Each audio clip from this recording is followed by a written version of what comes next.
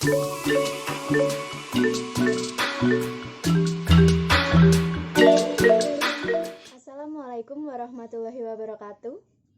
Hai teman-teman semua, jumpa lagi di video kami kali ini.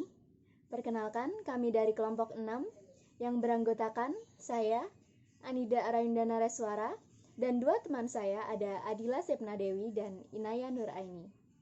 Nah, tujuan kami membuat video ini adalah untuk mengajak kita semua, terutama generasi milenial saat ini, untuk mengembangkan ide-ide bisnis yang lebih kreatif dan inovatif di masa pandemi ini. Semoga video kali ini bermanfaat untuk kita semua, dan happy watching! COVID-19 yang melanda Indonesia sejak tahun 2020 sangatlah berdampak pada berbagai aspek kehidupan kita. Salah satu dampak yang paling meresahkan masyarakat adalah dampak ekonomi. Sejak adanya pandemi ini, tingkat perekonomian semakin menurun. Angka kemiskinan dan pengangguran semakin meningkat. Pemerintah telah berupaya untuk meminimalisir tingkat penyebaran COVID-19 lebih luas lagi, dengan cara melakukan berbagai pembatasan aktivitas seperti PSBB atau pembatasan sosial berskala besar. Pembatasan sosial ini sangatlah mempengaruhi laju perekonomian yang ada di Indonesia.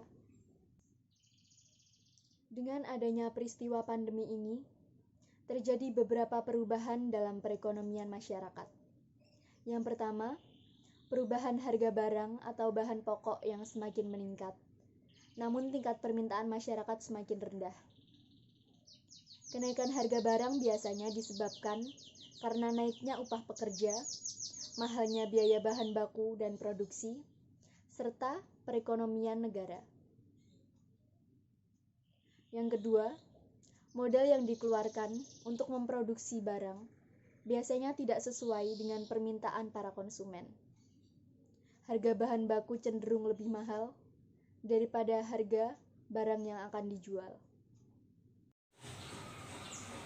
3. Banyaknya toko online yang bergerak aktif saat pandemi ini, sehingga para pedagang di pasar sangat merasakan kerugian dalam usahanya.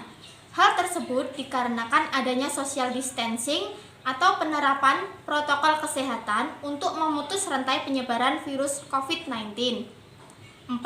Saat pandemi ini, para konsumen lebih memilih menghemat uangnya daripada membelanjakan uangnya untuk hal-hal yang tidak penting.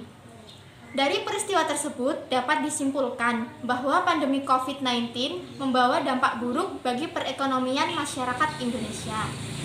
Selanjutnya, saya akan mengajak kalian untuk mengembangkan ide bisnis di masa pandemi.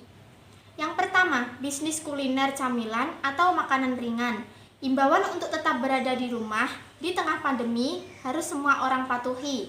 Nah, semua kegiatan yang beralih ke rumah seperti bekerja atau sekolah membuat sebagian orang kewalahan untuk membuat makanan. Peluang tersebut bisa kita gunakan untuk memulai bisnis saat pandemi di bidang kuliner. Ada banyak hal yang bisa kita lakukan, mulai dari menyediakan masakan rumah, hingga kue atau makanan ringan. Makanan ringan homemade laku dijual karena dijamin kualitas bahan dan proses pembuatannya. Penjualan makanan ringan pun sangat praktis dan terbilang cepat dalam pembuatannya, tentunya bisa dijual secara online dengan sistem take away. Kita juga bisa membuatnya dalam bentuk frozen food sehingga lebih praktis saat akan dikirimkan kepada konsumen. Yang kedua, bisnis masker kain. Bisnis masker kain masih berpotensi untuk membuka peluang usaha yang cukup luas. Karena di tengah masa pandemi seperti ini, siapa yang tidak membutuhkan masker kain? Dari anak-anak sampai dewasa, semua membutuhkannya. Masker kain juga mudah dibuat dan juga bisa dipakai berulang kali, dengan selalu menjaga kebersihannya. Kita pun berkreasi sekreatif mungkin agar masker kain yang dibuat dapat menarik perhatian dan menambah sedikit komponen pelapis di masker ataupun warna-warna menarik bagi pemakainya. Yang ketiga, bisnis perlengkapan kebersihan atau kesehatan. Perlengkapan kebersihan dan kesehatan atau biasa disebut dengan new normal sedikit, saat ini dibutuhkan banyak orang, sehingga bisa menjadi ide bisnis di masa pandemi ini. Kita bisa menjual produk-produk seperti hand sanitizer, sabun cair, face shield, dan lain sebagainya. Penjualannya pun juga bisa dibuat terpisah atau paket bundling all in one dengan harga yang lebih murah. Yang keempat, bisnis pakaian. Di masa pandemi ini, produk pakaian masih terbilang aman untuk produk rumahan. Kini, orang-orang menghabiskan waktu di rumah, juga ingin tampil trendy dan fashionable. Maka dari itu, produk pakaian rumah kini sedang naik daun, seperti misalnya piyama alias pakaian tidur dengan bentuk meja dijual dengan berbagai warna yang sedang hype tahun ini. Kemudian kaos yang digambar dan dibentuk banyak motif tie-dye. Anda juga bisa membuat bundling tie-dye yang berisikan kaos polos dengan cairan pewarna. Tujuan dari mengembangkan ide bisnis ini adalah untuk menambah penghasilan di tengah-tengah sulitnya perekonomian di masa pandemi. Lalu, untuk mengembangkan kreativitas dan potensi diri, mampu menciptakan lapangan pekerjaan bagi orang-orang lain, melatih jiwa mandiri, saling membantu antar sesama.